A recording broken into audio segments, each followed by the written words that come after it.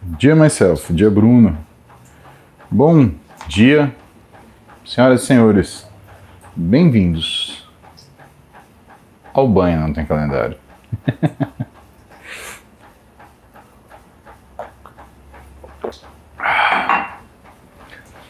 Contei pra vocês que o Júlio tá treinando comigo? Pois é. Eu voltei agora pra treinar, né? E como eu falei pra vocês, essas épocas de transição, quando você tá saindo de um ritmo fraco de treino, indo pra um ritmo forte, são épocas onde você tem muita facilidade pra se machucar. E eu tô cansado. Nos últimos 2 anos foram 3 cirurgias. Eu opero, recupero, mas cansa, pessoal, cansa, né? Por mais que a gente tenha a tranquilidade, né, de estar tudo bem, cansa pra caramba. E eu realmente não queria começar a me machucando nesse começo de ano. Aí, falei com o Júlio, e aí ele, generosamente, ele vai me treinar nessas semanas aí, antes da galera ir pra Florianópolis. E com certeza isso traz muito mais segurança, muito mais equilíbrio pro treino. E cara, motivação, né? Porque é outro esquema. Outro esquema. A gente vai... Eu não sei se hoje o Juan vai conseguir filmar o treino de hoje pra vocês. Vocês vão ver um treino numa academia de prédio. Nada de especial. Coisas factíveis, né, que vocês podem treinar no prédio de vocês também, mas para entender que o que demanda mesmo é com que garra que você vai para cima dos pesos, né? Aí quem sabe à tarde a gente faz um BNTC. Galera, ontem não perdoou, né? BNTC 4h20. Beck não tem caloria. Porra, Beck não tem caloria, vocês são foda, né?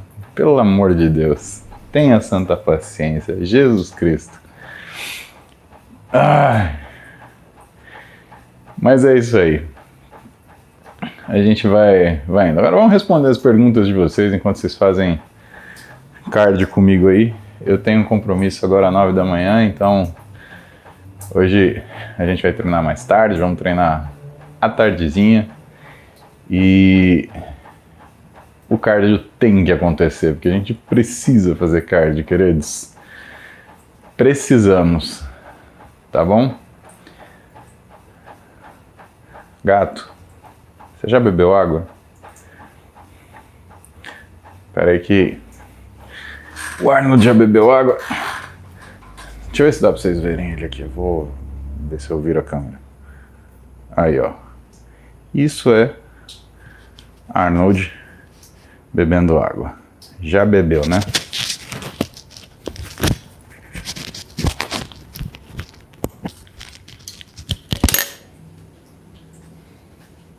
Fala, bonito.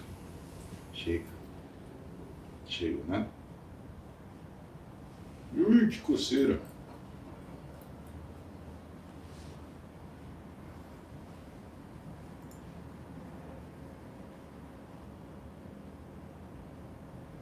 Ai, papai, que coceira.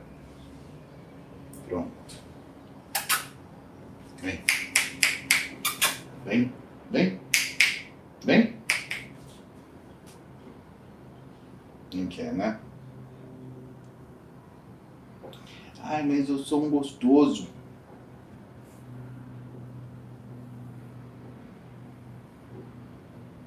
Um dia, filho. Um dia. Vem. Vem. Vem.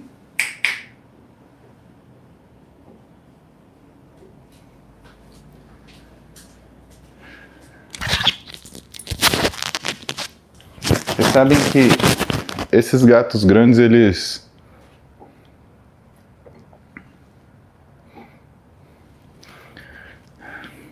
Pelo menos eu ouvi falar, não sei se é verdade, que eles gostam muito de água, né? E o problema é que como o Arnold gosta de água... e ele tem o pelo comprido, o que esse gato faz? Ele vai lá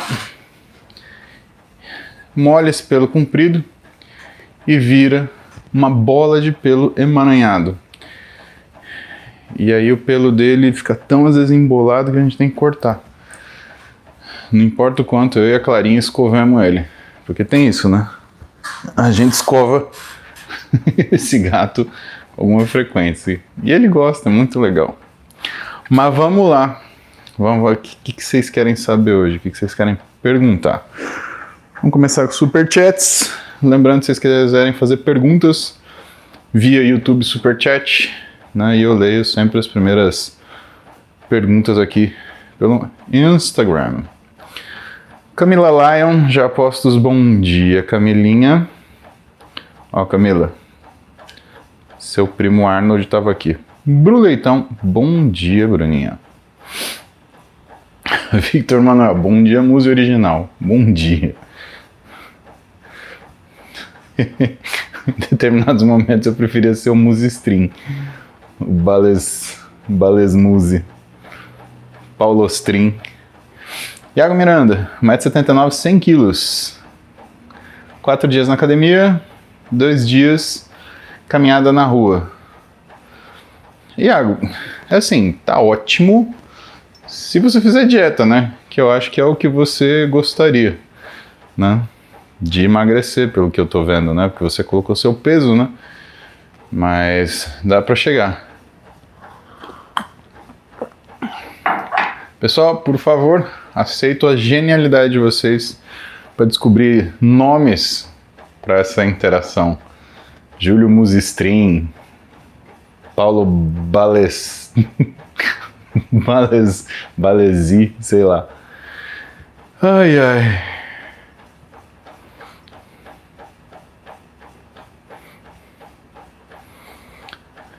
João Paulo Milese. Oi, João. Você vai estar em Portugal, então? Cara, lembrando que a gente vai estar em Portugal do dia 16 ao dia 25 de março. Eu não sei se vocês sabem, mas a gente vai estar em Porto Alegre. Eu, Júlio, Renato. Hoje. Semana que vem, dia 12. Tá? Então fiquem atentos. Academia do Cérebro 7. Eu vou ver se eles podem falar. Vou chamar eles aqui para contar um pouquinho para vocês. Esse congresso que a gente vai estar, eu, o Júlio e o Renato, ele vai ser em Porto Alegre e ele vai ser no auditório da PUC-RS, então vai ter espaço para todo mundo, ficar confortável, né? Vamos lá para falar para vocês de exercício, tirar foto com vocês, receber o carinho de vocês. Provavelmente nós vamos treinar, né? Aí o que é mais perto pra gente é uma academia que chama Inex. Nós vamos estar lá treinando. Só que quem chegar vai ter que treinar com a gente. Esse que é o papo. Yuri Serruia, Buenos, treino ABCDE, ou ABC-ABC para hipertrofia. Eu tenho aproximadamente 1h20 de treino por dia com cardio em outro horário. Horizontalizar ou verticalizar? Caralho, Yuri! Show, meu! Você tem feito trabalho de casa. Uma das coisas que eu mais gosto da galera que faz musculação é uma galera que faz o trabalho de casa. Não sei se você é profissional de educação física, né? Eu acho que não, né? Porque eu acho? Porque eu sou um imbecil, então eu acho que eu quero achar. Tô bem. Mas vamos falar disso, né? Então, pessoal, que Yuri perguntou se a gente horizontaliza ou verticaliza exercícios, né? O que é verticalizar? É pegar tudo que você tem de estímulo e colocar num dia só. Por exemplo, você quer treinar 20 séries de peitoral. Então você pega 4 exercícios, 5 séries cada uma, e você põe num dia só, tipo segunda-feira. Vou horizontalizar.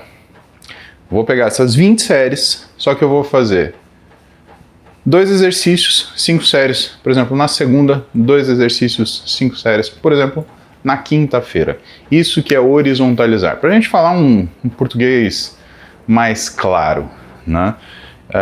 E vocês entenderem esses termos para que outras pessoas, quando vocês ouvirem elas falando, isso faça sentido para vocês, tá? Bom, por que a gente horizontaliza ou verticaliza um treino, Yuri? Bom, porque quando você verticaliza um treino, você vai fazer, por exemplo, os 4 médico radiologista entusiasta. Muito bom, muito bom, muito bom, Yuri. Bom saber. Bom, porque quando a gente verticaliza o treino, quando a gente coloca todos os exercícios no mesmo treino, né, o que que acontece? Você tem uma diminuição da sua capacidade de realização de trabalho intenso nesse treino. Isso é uma coisa importante. Por quê? Você sabe o que é o fator principal para a hipertrofia? É um conjunto de situações, não é uma situação isolada. Né? Então as pessoas falam, é o volume, é a intensidade, mas entenda que intensidade não é só peso, intensidade é um algoritmo, né? Uma conta do esforço que você faz. E se você for ver, por exemplo, o cara que mais escreveu sobre isso que a gente lê, né, é o Brad Schoenfeld. E ele faz uma pirâmide onde a base da pirâmide é a tensão, é a carga, é o peso, carga não, é o peso. E os topos da pirâmide ele divide entre estímulo inflamatório e estímulo de dano muscular, tá? Quem explica isso muito, muito bem, que eu gosto sempre de ver as aulas desses caras, Belmiro de Sales, Jonato Prestes, Alex Sotomayor, Ramires Tibana. Então, esses caras, eles explicam muito bem isso e eu vou fazer um apanhado para vocês, né? Eu vou falar para vocês como outras pessoas também entendem. Então, quando você tem tensão para o músculo, você tem o fator primordial para você conseguir fazer hipertrofia. Em primeiro lugar, peso, tá? Em primeiro lugar, é peso. E se você não tem peso, você não tem tensão suficiente, tá? Só que, o que a gente chama tensão? O peso não adianta se você for fazer o exercício todo torto.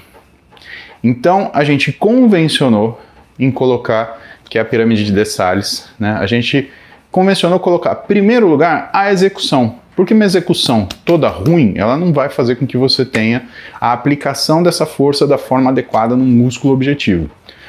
Então, em primeiro lugar, a execução, mas claro, com muito peso, ou o peso que você possa fazer que não deforme o que é o exercício. E que esses caras, eles convencionaram chamar de falha técnica, tá? Tem a falha que vocês estão acostumados a ouvir e tem o que a gente chama de falha técnica. Falha técnica é quando você deforma todo o movimento para conseguir fazer o exercício. Então você vai fazer aquela remada, você dá aquela puxada gigantesca que você usa o corpo inteiro, né? Isso não é o objetivo. O objetivo é você fazer o exercício focando naquela articulação, naqueles músculos alvos. Se a gente conseguir filmar hoje à tarde, eu e o Júlio, eu vou mostrar um pouquinho disso para vocês, para ilustrar, tá? Terceiro lugar, então, execução, carga, vem repetição. Volume é importante? Volume é fundamental, só que volume sem peso não faz nada. Então não adianta você pegar e fazer, por exemplo, 100 repetições. Se você não tiver carga, vou te dar um exemplo. Sabe aquele abdominal que você fazia na escola? Que você ficava balançando o pescoço, assim, abdominal pescoçada? Aí você fazia lá 200 abdominais. Não adiantava nada. Por quê? Porque não representava um esforço. Aí você pega um cara, por exemplo, Ziad, olha o abdômen do Ziad. O Ziad não faz um abdominal. Ele não faz um abdominal. Só que ele treina corrida, tiro e ele controla o core dele sempre que ele vai fazer exercício. Ele não deixa a barriga mole. É sempre barriga dura para fazer todos os exercícios. E aí cai naquela história, precisa treinar abdominal? Depende, como que você cuida da sua postura? Se você é um cara que cuida ativamente do seu core, enquanto você está fazendo exercício, a priori, não. Você consegue ter um abdômen bacana sem necessariamente treinar abdominal. Mas fazer esse estímulo é muito complicado, porque é uma coisa completa. E por final, a gente tem as questões inflamatórias e de dano. Inflamação é o pump que você sente na academia. Tá? Então, Quais são os sinais flogísticos que a gente tem? Dor, rubor, calor, turgor e perda de função. É o que acontece com o seu bíceps, por exemplo, quando você está treinando bíceps, né? E o dano? O dano, ele não é uma coisa necessária, ele é uma coisa presente. Então, é difícil olhar essa pirâmide e não fazer essa análise, porque, na verdade, o que você tem que fazer? Você tem que fazer um exercício que sempre vai causar dano, mas que você controle o nível de dano frente ao nível de estímulo que você tem. Então, pensa que você está fazendo um exercício de 100 unidades arbitrárias, e você tem uma unidade de dano de 100 unidades de dano. Se você conseguir fazer o mesmo exercício, na mesma intensidade, no mesmo volume, só que com 80 unidades de dano, é melhor. Agora vamos supor que você queira treinar mais. Então você faz 100 unidades de exercício e você tem 100 unidades de dano. E aí você resolve fazer 200 unidades de exercício. E aí você passa para 300 unidades de dano. Pô, isso acontece? Acontece. Principalmente quando você verticaliza o estímulo, porque é estímulo sobre estímulo. Então o dano, ele é exponencial, ainda que o aumento de volume seja linear. Isso quer dizer o quê? Que muitas vezes para você controlar o que é o nível de dano, você não diminui o que você treina, você horizontaliza. Bom, eu sei que se eu treinar tudo de uma vez, eu tenho 200 unidades de exercício mais 300 de dano. Se eu treinar em 2 sessões, eu tenho 100 unidades de exercício, mas eu tenho 100 de dano. Então a gente usa isso, Yuri, para poder fazer esse ajuste entre o que é o nível de dano que você tem, entre e a quantidade de exercício que você faz. Eu vejo muita gente falar disso de uma forma muito acertada, né, quando vai fazer essa análise. Eu analiso isso do ponto de vista médico. Então eu olho, por exemplo, como é que a gente olha no consultório o que é dano, o que é estímulo? Né? A gente olha colesterol, a gente olha, sim, colesterol varia de acordo com o nível de dano que você tem. A gente avalia ureia, a gente avalia cortisol, a gente avalia TGO, TGP, CPK, DHL. Então, por exemplo, não adianta você olhar simplesmente essa enzima CPK que muita gente olha e fala assim, ah, meu CPK tá 2000, então meu treino tá ótimo. Não, o seu dano está alto. Isso não quer dizer que seu treino está ótimo. Por quê? Porque você pode ter treinos que tem uma unidade, sei lá, 80 unidades de estímulo, mas tenha 200 unidades de dano. Um exemplo para vocês, né? E aí isso não é uma crítica, isso é uma observação. O cross-treino, né, o pessoal chama de crossfit, ele é um tipo de treinamento que tem uma unidade de dano altíssimo. Então o que é difícil para o cara que é um crossfitter? É justamente ele conseguir coordenar a quantidade de dano que ele tem para aquilo que o físico dele suporta. Só que quando você submete esse físico a danos sucedidos, muitas vezes você cai em lesão. Então por isso que se fala, o crossfit machuca. Não, o que machuca é você fazer o que você quer. Tanto que quando os profissionais de educação física eles começaram a se formar no CrossFit, né, e não só, você tinha um pessoal técnico, se elevou o nível do esporte e aí isso conseguiu ter cada vez mais resultado. Mas esse é um exemplo. Então, Yuri, o que acontece aqui para você? Como você é médico, né, e provavelmente você tem uma rotina de trabalho que no mínimo são 12 horas por dia, né, fora plantão, eu te aconselharia a horizontalizar o estímulo. Por quê? Porque o nosso corpo ele não é hermético, ou seja, você vai fazer, sei lá, o exercício é uma bateria, você vai dar plantão, é outra bateria de energia que você gasta, não, é tudo a mesma bateria. Então imagina você fazer, sei lá, 20 séries de peitoral pesado num dia que você acabou de dar um plantão. Você trabalhou 12 horas, deu um plantão de 12 e trabalhou mais 12. Ou seja, você entrou segunda-feira, saiu terça-feira à tarde, à noite do hospital. Aí você vai treinar 20 séries de peitoral. Ou então você vai fazer 20 séries de peitoral no domingo. Aí você vai dar plantão de segunda até terça-noite. Você percebe que é difícil você gerenciar esse nível de recuperação, porque também existe isso. né? Você pode treinar com alto nível de dano? Pode, né? A questão é, quando você lida com alto nível de dano, você tem que ter altas condições de fazer sua recuperação.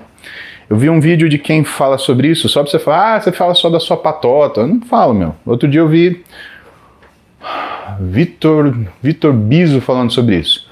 E ele estava falando de uma forma muito sensata. Ele falava que era... Eu acho que o cara no podcast tinha perguntado para ele sobre treino fofo, né? E ele explicando sobre treino fofo, que é o treino fofo, que é o treino sem intensidade, né? Então, quando vocês escutarem as pessoas falando de treino fofo, é o treino pouco intenso. E o treino pouco intenso, ele tem algumas características, né? Qual a primeira característica? Falta de carga. E por que é perigoso esse falta de carga? Que eu acho que é uma coisa que não teve tempo dele explicar, porque o sujeito que fez a pergunta cortou ele. Quando você trabalha pouca carga, você consegue trabalhar, por exemplo, mais movimento excêntrico. Só que o movimento excêntrico é o movimento que mais causa dano, porque ele deforma a relação actina-miosina. E você tem um treino pouco intenso com muito dano. E aí você fala, pô, eu treino e não desenvolvo. E muito das razões que fazem com que você não desenvolva é você ter uma falta de coordenação dentro daquilo que é a sua programação de exercício, de modo que você tenha um treino que, apesar de ter muito dano, ele tem pouca intensidade. Então essa pirâmide de Schoenfeld, ela fica desequilibrada, porque a base dela que tinha que ser carga, ela se torna dano. E o peso que tinha que ser objetivo, ele se torna supérfluo. Então é muito importante que vocês vejam profissionais falando do que é, né? Se for de uma forma caricata, né, sobre o treino fofo, é vocês entenderem o que é essa explicação. Não é que você treinou usando biomecânica correta que você treinou fofo, porque eu já vi gente falar isso. Fica fazendo um movimento bonitinho. O movimento bonitinho, ele garante que você trabalha o músculo-alvo. O treino fofo é quando você prioriza qualquer outro tipo de estímulo que não seja tensão, que não seja peso, né? A base é peso. A condição para você hipertrofiar é fazer muitas repetições com peso. E o dano? O dano, ele é uma coisa que acontece, né, por conta do treinamento. Sempre vai ter dano. Nem sempre vai ter inflamação, né? Então pode ver que tem treino que às vezes você treina e não faz pump, mas dano teve. Isso você pode ter certeza. Mexer o músculo, tem dano, tá? Vamos ver aqui o que mais. Essa pergunta foi boa, hein? Luquinhas, Rubão, quando vocês forem editar o vídeo, faz um corte disso. Felipe Maier, abraço para Sabina Stadler. Muito sua fã, namorada do Felipe Maier. Então, Sabrina, um abraço para você. Felicidade com o Felipe. Eu acho que ele falou isso para eu falar para você cuidar muito bem dele, tá? Faça isso. Cuide bem do seu namorado. Felander.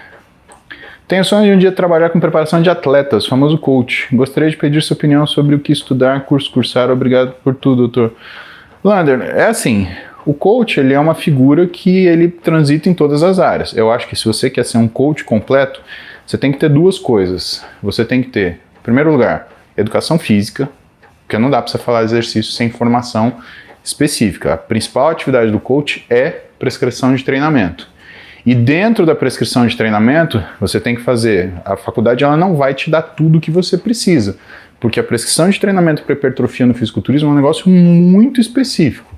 E aí, eu recomendo que você tenha todos os cursos para treinamento, prescrição de exercício, e aí, de novo, Ramires, Jonato, Belmiro, mas eu recomendo que você também tenha uma parcela de variação, que é exercício para grupos especiais, porque você não vai atender só atleta. E de repente do atleta que você atender, o cara vai confiar tanto em você que ele vai virar para você assim, pô, você cuida do meu pai? E você vai ver que cuidar de um homem de 60, 70 anos dá tanta satisfação quando você treinar um atleta, tá? E aí eu te dou uma dica que É um caminho mais difícil para seguir, mas um cara que eu admiro muito e que tem muito sucesso, que é o Leandro Twin, fez. Ele fez pedagogia. E o que é legal? Na formação do profissional de educação física, ele é formado para ser um professor. Por isso que eu gosto do termo professor de educação física. Eu gosto desse termo, ele faz sentido. Você entra numa sala, você está lá para ser ensinado, tá? Então, quando você pega um profissional de educação física que já tem uma formação voltada ao ensinar, e você põe esse cara para fazer pedagogia, que é aprender a ensinar com eficiência, sai um Leandro Twin da vida. É indiscutível a qualidade técnica e o nível que esse cara consegue trabalhar. É ou não é? Vocês gostam do Leandro, vocês conhecem o Leandro, vocês seguem o Leandro, né? Então, você fala para mim, eu quero ser um coach diferenciado. Educação física, nutrição, pensa sobre pedagogia, tá? Já que você vai passar a sua vida ensinando, por que não aprender a ensinar da melhor forma possível?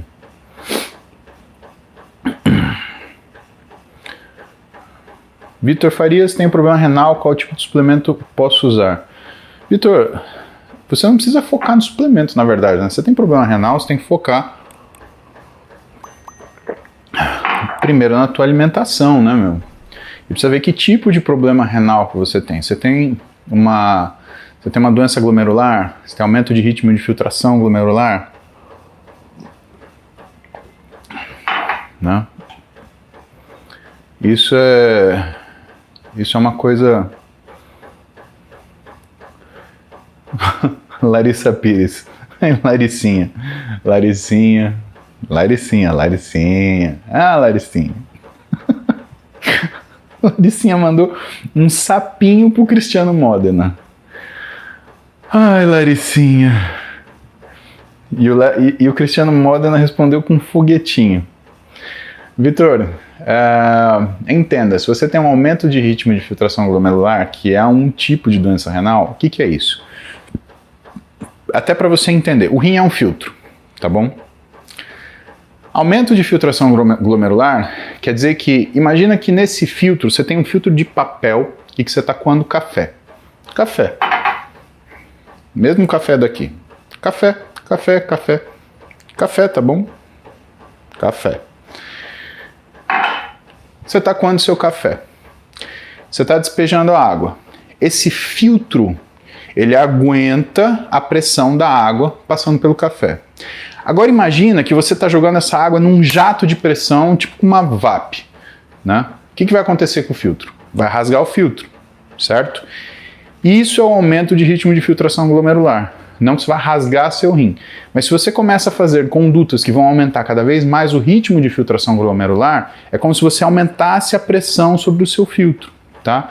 É por isso que a gente fala, o paciente que não tem problema renal, ele aguenta, gato, não vai destruir o sofá da Dona Roberta. Sai daí, Dorothy. Sai daí.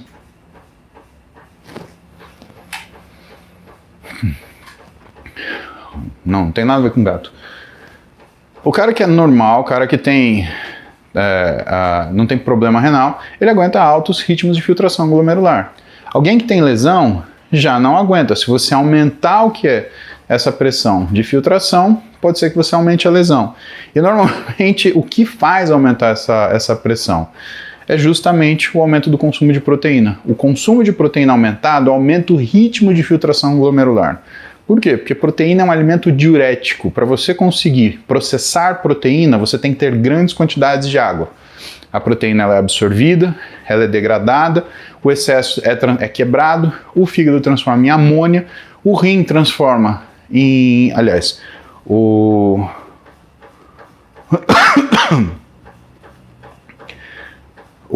fígado ele processa essa amônia ela vira ureia, o rim ele faz a ureia transformar em urina, concentrando esse material proteico. Só que quando ele faz isso, ele usa grandes quantidades de água. Então, quando você tem um aumento no consumo proteico, você tem um aumento do uso de água. E quando você tem aumento do uso de água, você aumenta a pressão de filtração do rim.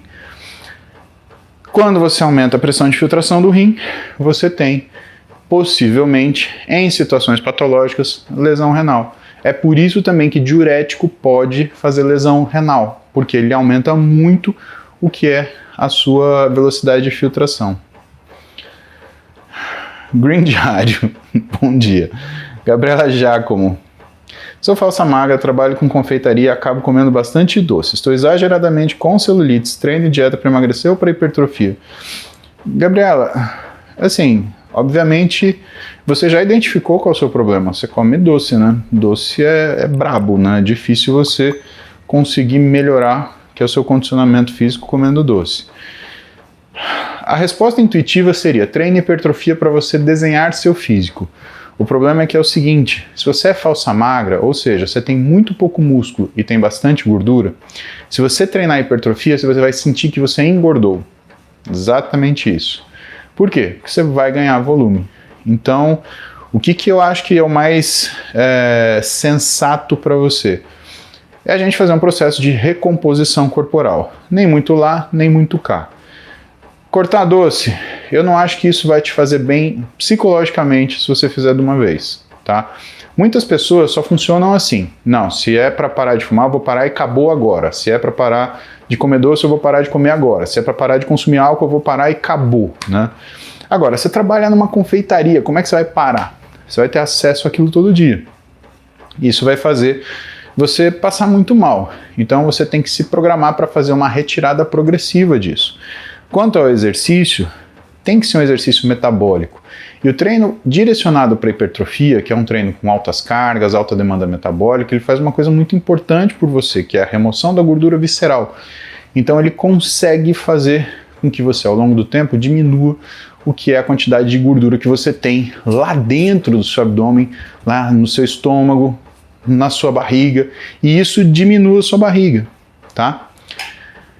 A questão é que treinando hipertrofia, você vai ter algum volume muscular e a gordura que você tem vai ser empurrada para frente. Não é que treinar hipertrofia vai te engordar, é que vai fazer sua gordura aparecer mais. Por isso tem que ser uma transição progressiva, tá? Dieta sempre para emagrecer, né? E o treino, de preferência, é um treino para hipertrofia. Michael William Sochi. Minha esposa tem 27 anos e há 2 foi diagnosticada com artrite reumatoide. Está grávida novamente. Alguma dica de treino? Ela estava fazendo funcional. Então, Michael, você sabe que todo treino de musculação é um treino funcional, né? Conceitualmente, se ela faz musculação, ela faz um treino funcional. Ó o Rodrigo Constantino aí. E aí, professor? Semana que vem tô aí em Porto Alegre, hein? Vamos ver?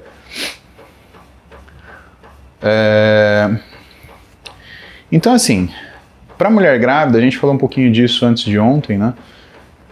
O ideal é que se você nunca fez nada, você não comece. Se você sempre fez, que você não pare. O que precisa ver? Se no funcional dela existe alguma coisa que tem impacto, tá? O que a gente costuma fazer, na verdade, Maicon, é que diante de um estímulo de musculação para uma mulher grávida, a gente controla mais os movimentos, a gente não faz exercícios tão relacionados a força e potência, né? A gente faz um exercício um pouco mais controlado, né? Lembrar que para a mulher que é gestante, é muito interessante trabalhar flexibilidade, principalmente do centro tendinoso do períneo, que é a parte de baixo aqui, né? Períneo, vocês sabem onde é no meio das pernas, né? Nem muito para frente, nem muito para trás, no meio de tudo, né? Então, ter flexibilidade no centro tendinoso do períneo ajuda principalmente as mulheres que preferem ter um parto natural, via vaginal, né? Que isso aconteça de uma forma mais segura. Então, isso é importante principalmente na hora de fazer exercício, né? Não só no treino de flexibilidade, mas, por exemplo, vai fazer seu leg press, né? Desce o máximo possível controlando o peso, misturando flexibilidade com força. Então faça exercícios de força com uma carga menor, porém com uma amplitude muito maior. Busque as amplitudes máximas, busque ganho de amplitude. Acho que isso é o mais importante. E que para artrite reumatoide também, falando de amplitude, é sempre um benefício, né, Michael? Agora, de resto, meu amigo, parabéns, né? Casado, né? Vocês são jovens, estão tendo filhos jovens, né? Eu desejo do fundo do coração que vocês sejam muito felizes e que essa oportunidade de ter filhos jovens que vocês tiveram se reflitam numa convivência, né, aumentada com eles, que é uma delícia a gente conviver com o filho da gente, a gente sendo razoavelmente jovem no meu caso, e eles sendo jovens. Meu, imagina, eu e a Duda. Duda tem 19 e eu tenho 43. A gente anda na rua, parece que é mais ou menos da mesma idade, né? A Clara não. Se eu ando com a Clara, já parece que eu sou pai dela. Tô velho. Faz parte. Jorge Henrique. Fala um pouco da diferença entre aplicar teste subcutâneo e intramuscular, superficial, profundo. Existe uma diferença? Intramuscular, superficial e profundo não tem tanta diferença. A diferença é que se você fizer superficial, Jorge, você vai fazer um brocotoma, né? Agora, existem trabalhos com teste subcutâneo cujo objetivo era níveis mais sustentados de testosterona, tá? Existem trabalhos, inclusive, para indivíduos transgênero, né? Então, homem trans. Tem um trabalho muito bom que mostrou que a testosterona subcutânea, né, e eles usaram enantato de testosterona, não, cipionato de testosterona. Cipionato de testosterona subcutâneo diário, ele conseguia entregar um nível de testosterona mais estável, e isso ajudava no que era a masculinização. Então, o homem trans, ele ganhava caracteres masculinos mais rápido quando ele fazia dessa forma. E ele tinha menos aromatização, né? E foi um trabalho que eles usavam o anastrozol para fazer o equilíbrio da quantidade de estradiol disponível. Já para reposição hormonal, eu não sei se chegou a sair nos Estados Unidos. Quem ia trazer isso para o Brasil era o Rafael Knack e o professor Alexandre Hall. Era uma caneta de enantato de testosterona que o paciente com hipogonadismo em TRT, ele fazia aplicações diárias subcutâneas, né? Para te falar a verdade, eu parei de acompanhar isso, eu nem sei se essa caneta saiu nos Estados Unidos realmente, né? Agora, não te aconselho a comprar isso em mercado negro, de jeito nenhum. E claro, se você quiser comprar nos Estados Unidos, você vai pagar uma fortuna, porque lá a medicação é extremamente mais caro do que no Brasil. É absurdamente mais caro, tá? E claro, lembrando, né, você tem uma cara de bem jovem, né? Pense bem antes de usar testosterona, porque não é um caminho que você volta fácil, né? E aquilo que você tem de colateral pode muito bem te trazer mais desconforto do que aquilo que você objetiva ter com esse uso de testosterona. Então pensa muito bem, meu. Santos, após 2 anos de academia, descobri escoliose na dorsal, 22 graus de Cobb. Muitos profissionais proíbem carga axial, agachamento, remada e puxada. Não faz o menor sentido, tá? Primeiro que 22 graus de Cobb está dentro da normalidade. Você vai achar que é uma escoliose, né, importante quando você tem mais de 40 graus Cobb. Né? Graus Cobb é quando você vê a curvatura, tá? E pelo contrário, o que pode melhorar para você é justamente remada e puxada, porque fortalece a musculatura e você consegue atenuar essa curva, né? E o agachamento bem executado, porque isso te dá... Para você fazer o agachamento, você tem que contrair e deixar o tronco inteiro contraído. Você não desce com o tronco mole, você endurece isso aqui e desce como se fosse um bloco. E isso ajuda, né, você tratar de uma forma, treinar o seu tronco para que essa musculatura ela trabalhe toda junto. Eu não vejo sentido nessa recomendação que você tem. Luciano Fox, quando você vem a Blumenau treinar comigo?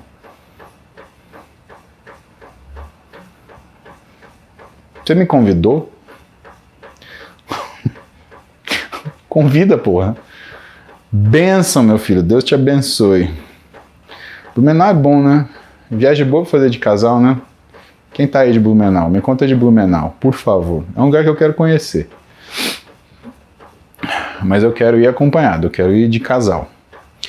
Lenac. Tendinopatia do supra e do infra, associada à ruptura transfixante das fibras transicionais, com retração estimada de 1,8 centímetros. Pelo amor de Deus, é muito cirúrgico, porque você já tem retração. Se essa retração ela aumenta, a gente não consegue operar mais. Então, LENAC 2121, isso é clássico de cirurgia, tá?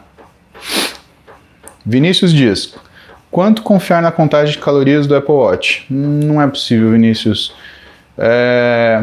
Entenda o seguinte, a contagem de calorias do Apple Watch, ela não é precisa assim como nenhum smartwatch é, tá? Agora, como os cálculos eles são feitos da mesma maneira, você consegue fazer, por exemplo, você compara o que você gastou de caloria de hoje com o que você gastou ontem, por exemplo, no seu treino. Então, isso é uma coisa mais razoável. Então ele não serve para estimar o número de calorias reais que você gastou. Mas ele consegue colocar você numa situação onde você consegue comparar um treino e o outro. Tá? Então isso pode ser uma utilidade. Edu Kyoto Almeida. Abraço, Edu. Cara, tá falando desses dias de ir pro Japão. Olha que louco. JP. O uso de anabolizante ajuda na hipertrofia óssea? Não. Reparei que a maioria dos bodybuilders que sigo possuem essa característica. O osso do pulso deles, de certa forma, possui uma hipertrofia. JP, isso é... Primeiro, isso é muito circunstancial, porque você não viu se esse cara, antes ele era, entre aspas, ossudo. Lembra que um cara que já é grande, ele gosta de treinar? Ele vai ficar maior ainda, né? E ele provavelmente sempre foi assim. O que existe, algumas medicações que não os anabolizantes, eles podem fazer um espessamento da cortical, tá? Dentre eles, os bloqueadores parciais de receptores estrogênicos, né? Os SERMs, né? Eles podem fazer isso. Isso é uma coisa que eu te falo que eu observo na cirurgia, né? Isso não observa a olho nu. O que você está falando de observação a olho nu, o que você está vendo caras que são classicamente endomorfos, né, e que treinam. Pois é, Rodrigo. 3 mosqueteiros em Porto Alegre semana que vem, dia 12. Eu, o Júlio e o Renato estaremos lá. Eu vou colocar o contato no meu stories. Então, gostaria muito de vê-los, né? Em Gravataí foi muito legal e dessa vez eu gostei tanto que eu vou carregar o Júlio e o Renato comigo. Isso é muito maneiro.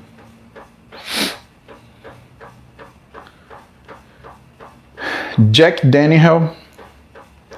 Você é um dos poucos médicos que eu já vi que tem a humanidade de falar não sei. Não sei porquê, mas muitos médicos sofrem de síndrome de Deus, que acho que tem que saber tudo.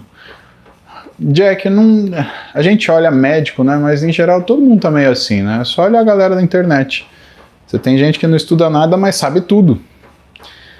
Que não sabe analisar uma situação, mas tem uma opinião formada sobre aquilo, né? Isso faz parte, tá? Então, obrigado pelo carinho, obrigado pelo reconhecimento. Fabiana quer ver a Dorothy. Fabi, eu já mostrei a Dorothy aqui, deixa eu ver se ela tá perto. Dorothy.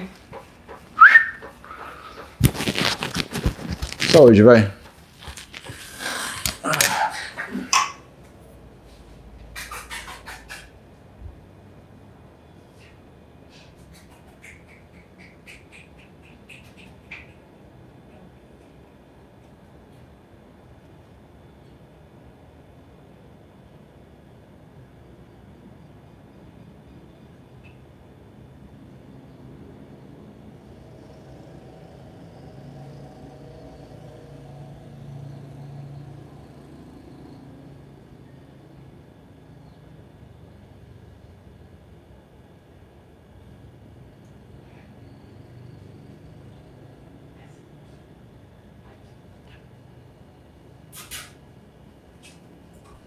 Essa aqui, ó.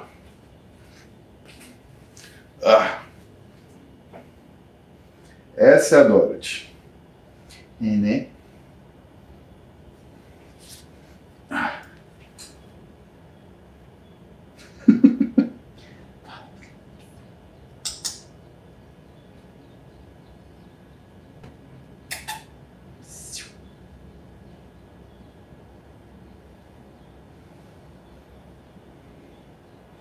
Ai, como muito gostosa, pai.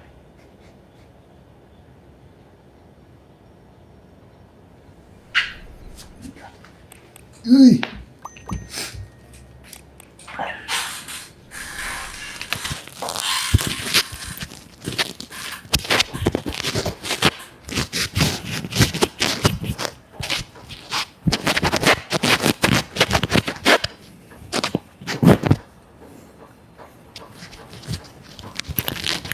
Pronto, que vocês já viram a Dorothy e o Arnold hoje.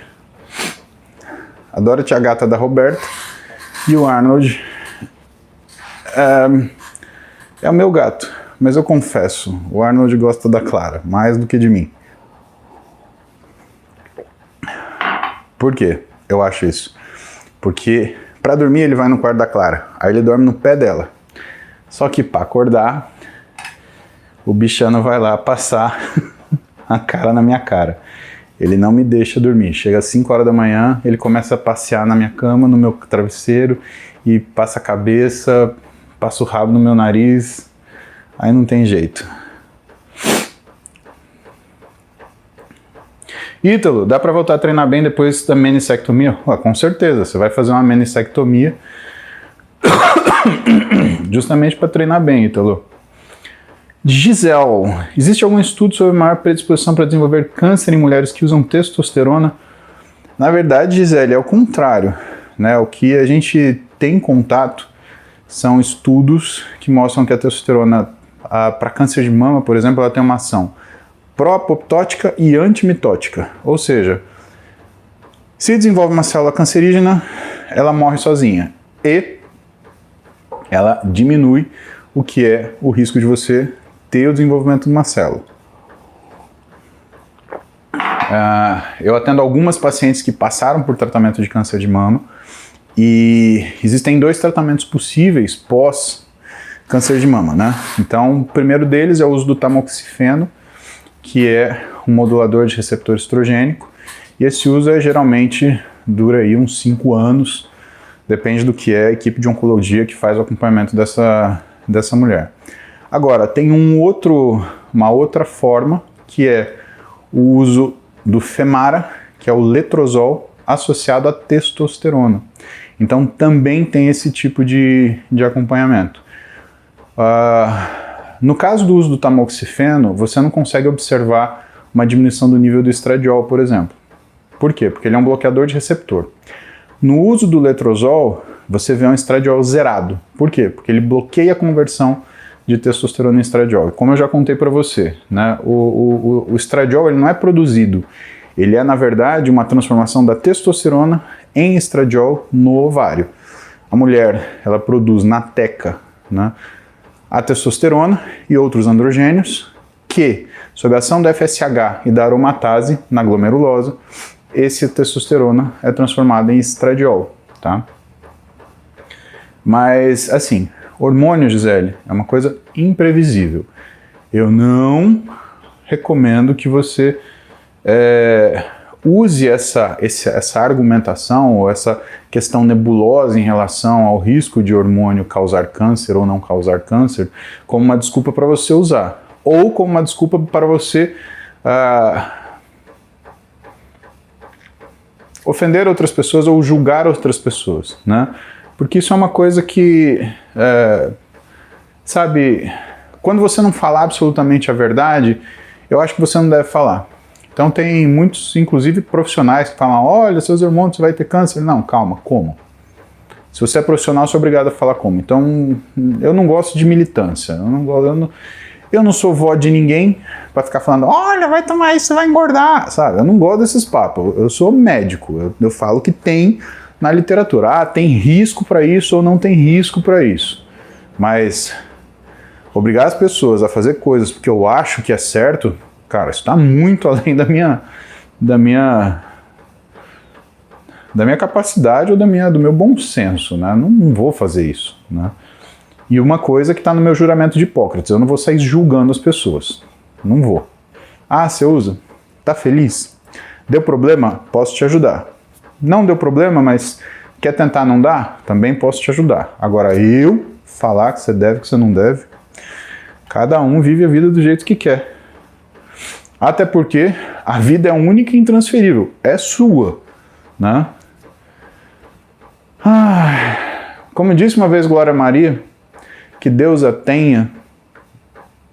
Eu gosto muito dessa mulher, eu acho ela sensacional. Ela, para mim, é um marco no jornalismo. Ela é um símbolo de jornalista, né? E vai continuar sendo, porque apesar dela ter morrido, o trabalho dela continua.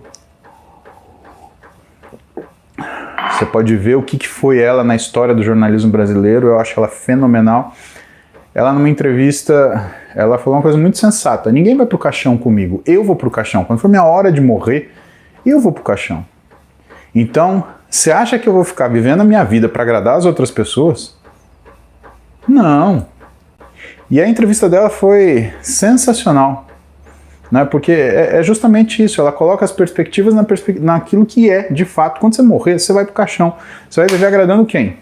Você tem que agradar você tem que fazer as coisas que você quer, claro, com responsabilidade e de uma forma que você não machuque, magoe ou prejudique outras pessoas, né? Isso é uma forma de buscar virtude. Virtude, tá aqui, virtude, né? Você cuidar da sua vida. Mas, cara, é essa história. Você vai pro caixão sozinho. Ninguém vai com você, ninguém vai por você. Então, você tem que fazer as coisas que te deixam felizes. Se você faz isso e não prejudica ninguém nesse caminho, cara, se alguém te criticar, é isso que você responde, tá? Se alguém te criticar. Canequinha. Felipe tem 32 anos, 1,90 m, ó, 80 quilos, treinando há 5 meses, treino às 5 da manhã, 5 vezes por semana, tomo 5 gramas de creatina. Nossa, número 5 você gosta, né, Felipe? Uma xícara de café e voo. Tá certo? Não, só te recomendo deixar os 5 gramas de creatina para refeição depois do treino, tá, Felipe? Faz mais sentido. O resto, mantenha. Creatina realmente ajuda no tratamento da tendinite? Ele não é para isso, né? Mas você, quando você tem uma tendinite, você tem o déficit de recuperação de um tecido. A creatina ajuda você a se recuperar. Logo, a coisa funciona. Bruce de Sarier. Muzi, uso da maconha nos Estados Unidos com cartão contendo THC, uso finais de semana. Qual a tua opinião? Você quer a minha opinião? O que eu acho? Eu acho que você não deveria usar. Eu não curto entorpecente, Bruce. Do mesmo jeito que eu não curto consumo de álcool, eu não curto consumo de outros tipos de medicação. Eu acho que quando você usa uma coisa para se entorpecer, você usa como se fosse uma fuga. Você pediu a minha opinião, tá? Eu estou te dando a minha opinião. E do ponto de vista do que isso representa na tua vida, né? Toda vez que você se aprende a entorpecer, você começa a ter você começa a sofrer uma tendência, né? Você começa a ser seduzido para quê? Numa situação de estresse, você se entorpeça. Então hoje você usa no final de semana para, entre aspas, se divertir. Aí amanhã você tem um problema no trabalho, você vai usar porque você está lidando com esse problema no trabalho. Aí gerou um problema em casa, você tem uma dificuldade com a sua namorada. E aí, ao invés de você resolver o problema com a sua namorada, você vai usar de novo. Aí você vai chegar uma hora e você vai falar assim, mas maconha não vicia. Mas o comportamento, sim. O comportamento de você entorpecer-se para não lidar com os problemas que você tem na sua vida, sim. Não consigo ganhar massa muscular. Fumo maconha. Existem diversas coisas que fazem as pessoas fazerem uso de maconha. Eu não vejo para mim alguma coisa que justifique, tá? Eu não gosto da sensação de entorpecimento, é a coisa que eu menos gosto. Eu gosto da minha consciência sharp, tá? E assim, a minha consciência sharp, aos 40 anos de idade, eu entendi que ela acontece primeiro, ou quando eu não me entorpeço, entre aspas, eu nunca passei por isso, nunca, graças a Deus, fiquei bêbado na vida, né? Ou quando eu não me acelero. Ou seja, eu fico no máximo no meu cafezinho. Eu não vou para cima de estimulante. Porque senão, o que acontece? O excesso de estímulo, ele também é ruim. Eu também saio daquilo que é o meu normal. Então, por favor, você não entenda isso como uma lição de moral. Não estou te dando uma lição de moral. Você mesmo pediu. Qual é a sua opinião? Minha opinião é, eu gosto da minha consciência limpa. E do mesmo jeito que, sei lá, se café fizesse tirar o meu bom senso de lidar com os meus problemas, eu passaria a não consumir. Por quê? Porque eu acredito que a melhor forma de eu lidar com meus problemas é estando lúcido, tá? Então, isso me faz achar um perigo, Bruce.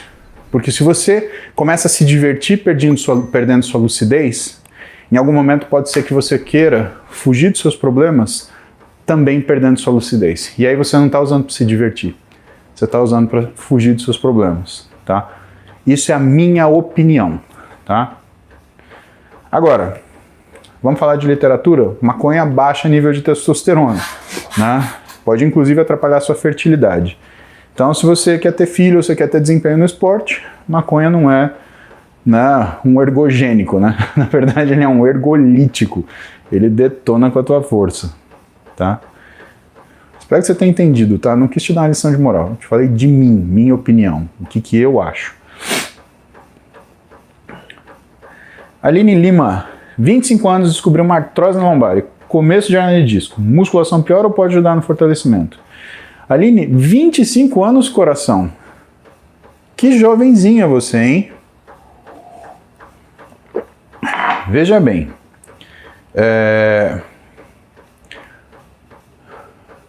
O que você tem, né, são sinais de sobrecarga, tá?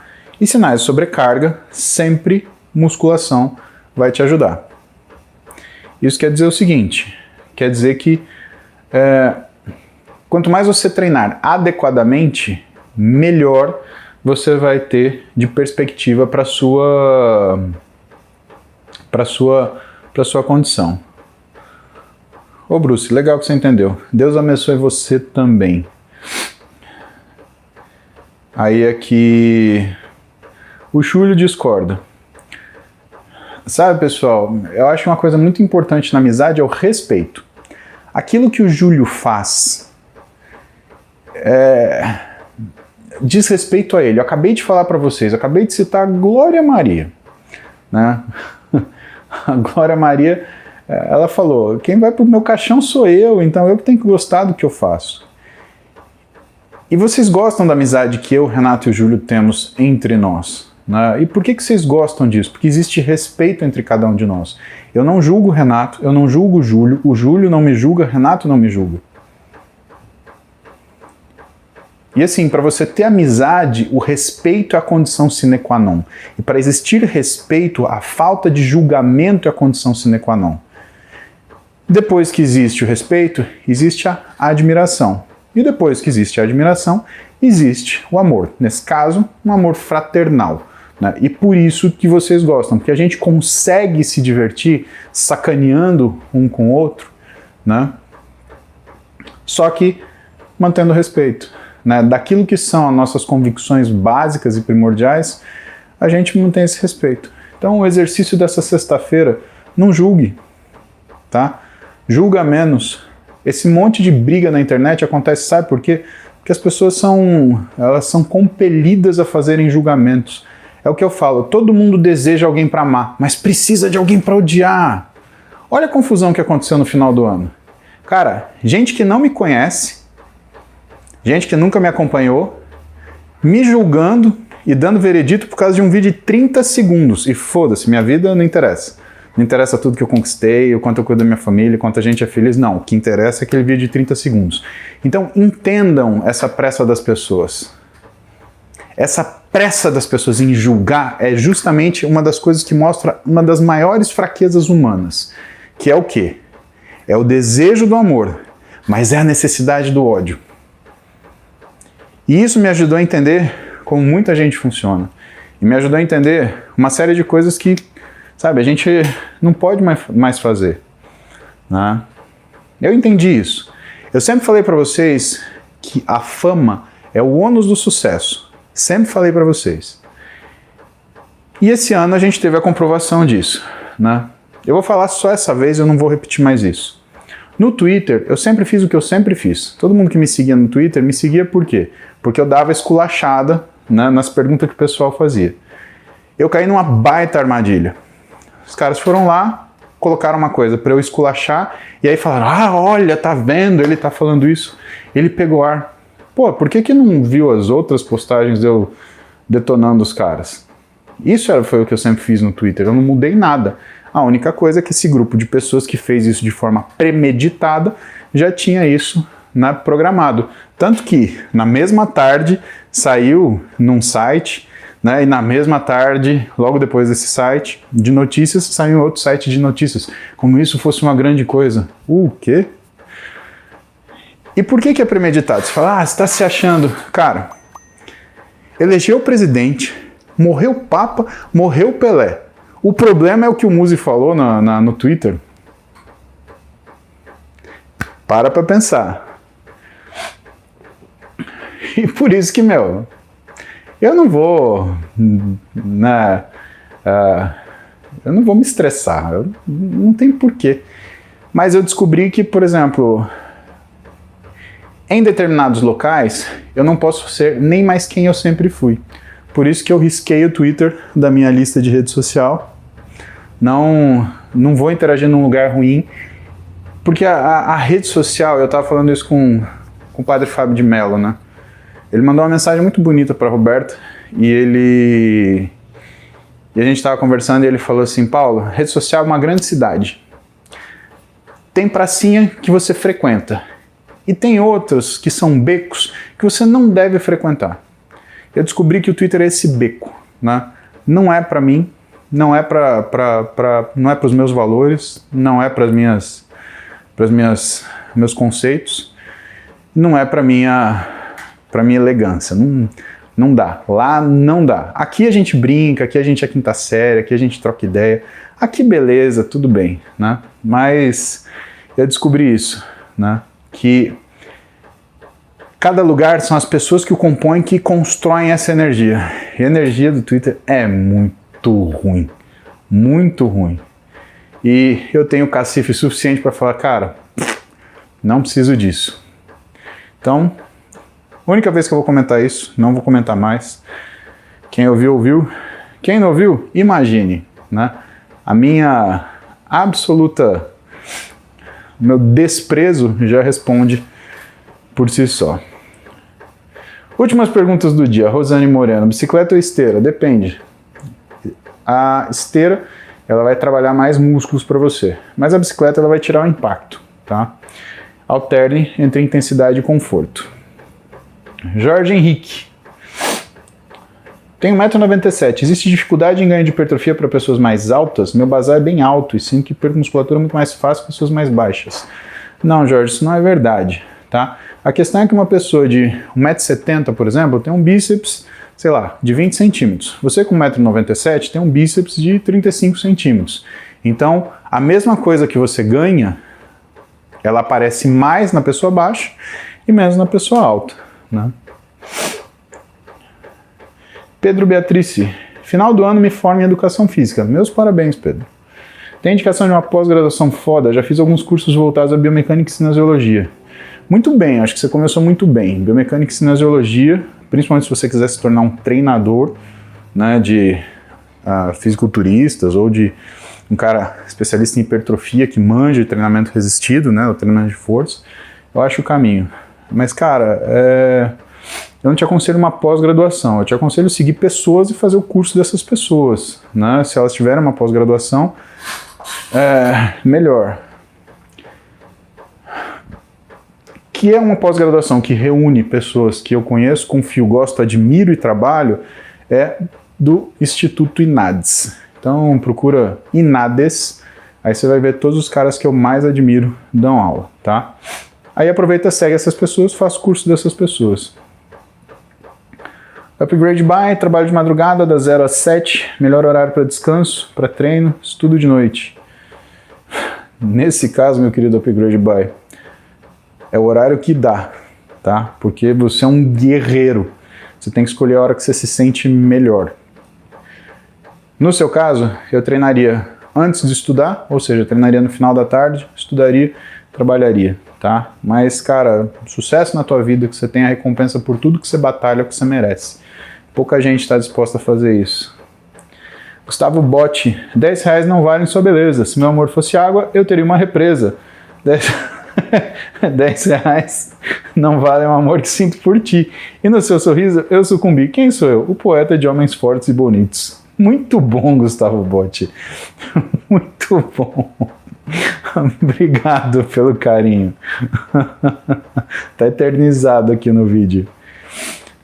Ai, Lucas Meirelles. Tenho fratura por compressão da coluna, 15%. Notei que correr me causa dor. Elíptica não segue. Não seguir é lógico, não correr. Lucas, corrida sempre vai aumentar o impacto na coluna, tá? Então, realmente não é o melhor se você tem uma fratura por compressão. Você vai tabar lombar, que é o mais comum, né? Combinado?